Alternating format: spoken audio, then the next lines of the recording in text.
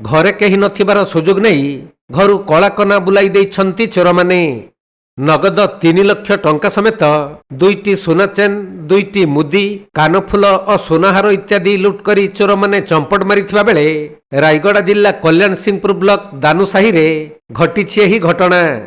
ମିଳିଥିବା ସୂଚନା ଅନୁଯାୟୀ ସାହିର ସୁଶାନ୍ତ ସେନାପତିଙ୍କ ଘରେ କେହି ନଥିଲେ। ତେଣୁ ଏହି ମୌକାରେ ଚୋରମାନେ ବିଳମ୍ବିତ ରାତିରେ ଆସି ତାଙ୍କ ଘର ପଛପଟ କବାଟ ଭାଙ୍ଗି ଭିତରେ ପଶିଥିଲେ। ଆଉ ଘର ଭିତରେ ଥିବା ଆଲମିରାକୁ ଭାଙ୍ଗି ଚୋରମାନେ ଲକ୍ଷାଧିକ ଟଙ୍କାର ସୁନା ଗହଣା ସମେତ ନଗଦ 3 ଲକ୍ଷ ଟଙ୍କା ଲୁଟି ନେଇ ଫେରାର ମାରିଛନ୍ତି। ପରେ ସୁଶାନ୍ତଙ୍କ ପରିବାର ଲୋକମାନେ ଘରକୁ ଆସି ଚୋରି ହୋଇଥିବା ସମ୍ପର୍କରେ ଜାଣିବାକୁ ପାଇଥିଲେ। ତେଣୁ ଏନେଇ ଥାନାରେ ଅଭିଯୋଗ କରାଯିବାରୁ ପୁଲିସ ପହଞ୍ଚି ଲୁଟ୍ ଘଟଣାର ତଦନ୍ତ ଆରମ୍ଭ କରିଛନ୍ତି।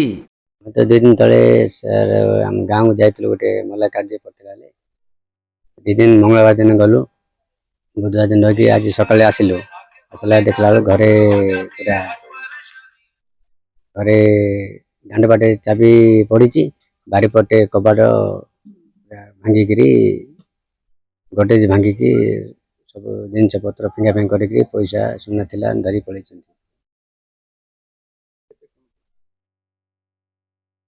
आगर देवाई कैश रखी गोटे 3 लक्ष आमर मिशन सुना गोटे मुदी मुदी 3टा चेन 2टा ब्रेसलेट गोटे कानर गोटे हार गोटे।